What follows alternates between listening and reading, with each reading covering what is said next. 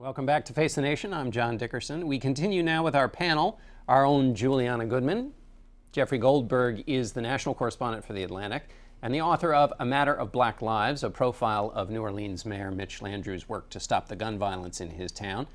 Ed O'Keefe covers politics for The Washington Post. And Mark Leibovich is the chief national correspondent for the New York Times Magazine and the author of a feature this week on broadcasting legend Larry King.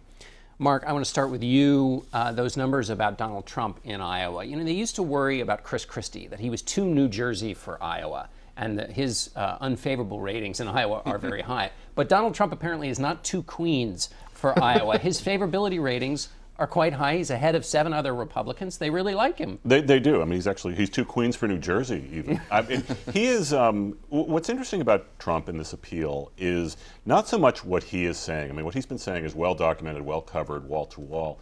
It's almost like every other candidate in the field juxtaposes themselves against him as an example. I mean, I hate to pick on your earlier guest, but Bobby Jindal in that earlier interview, I mean, he spoke in politicianese. He didn't really answer your questions. He had his sound bites, he had his hits. That's good for him. I'm sure his advisors are patting him on the back. I mean, he didn't, I don't think, move a lot of people, and that's not how usual human beings talk.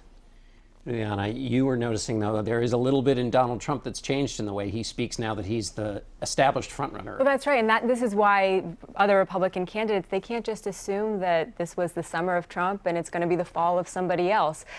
He has the money, he's the frontrunner, and he's also getting better on the stump. He's becoming a better candidate slowly, and even Republicans affiliated with other campaigns have noticed that and give him credit for that. So just this weekend when he said, look, this isn't about me. He's saying, I need your votes. You're seeing these little course corrections that show he's becoming a better candidate. And because of that, you see all the other Republicans now saying, well, then treat him like us. I mean, Jeb Bush this week basically hectoring the press to say, if he's the front runner, you should be scrutinizing him the exact same way you've been scrutinizing me and my record. You know, look at what he says about immigration. Look at his business record.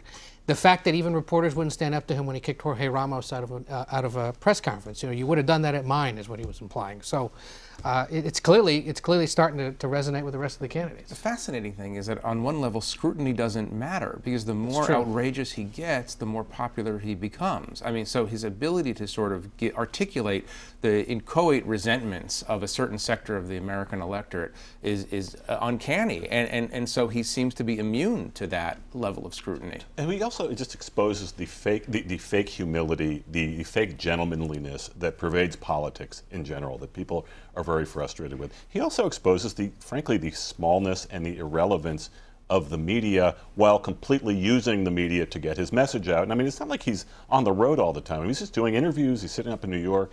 I mean, it's an amazing kind of, turn of just both using and dismissing at the same time. Ed, do you think in Governor Bush's attempt to kind of push back, I mean, based on what we've been talking about the Trump appeal, is complaining about the press coverage going to do it for Jeb Bush? Not necessarily, and he was doing it subtly, but as someone who's been following him around the country, I knew what he was trying to say. Look, there's no doubt that Bush has totally slid off the map. I mean, his numbers are down in Iowa, he's down nationally, he's into the single digits. I think in their most private moments, though, his advisors would say, well, we're in that field with Walker, with Cruz, with Rubio. That is our race. We're never going to necessarily get these Carson or Trump supporters. Maybe they'll come around eventually if we're the nominee.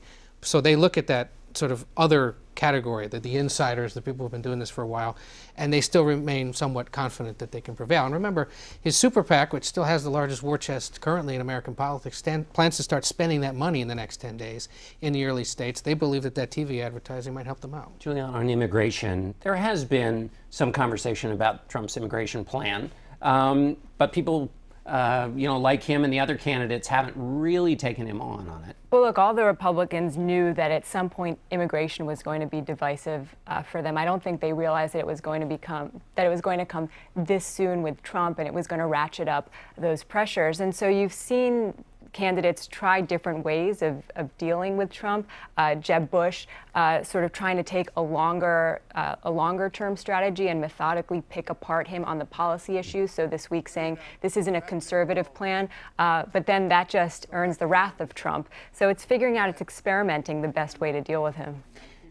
Mark, you know, all these candidates, when they campaign, they talk about being able to take on the challenges of the presidency. Come what may, they'll be ready to take on Putin at any crisis. Isn't Donald Trump a challenge of that order? And therefore, isn't this a test of all the other candidates in terms of their ability to handle unpredictable things, adapt, and present themselves? And is anybody meeting that new challenge? Yes and no. I don't think a single candidate is meeting that challenge. I don't think they have any idea how to handle this. I mean, look, Jeb Bush's, what's even almost more telling about Jeb Bush's sort of reaction to Donald Trump is how long it's taken him to engage and to really have any clue whatsoever on how to deal with this guy. And again, it's because the old rules don't apply, and the same consultants who have, worked however many races before don't really have a playbook for this. And Trump doesn't even have a nuclear weapon. Imagine if he did. I mean, these guys are failing the test with a guy like that. It's not a good sign.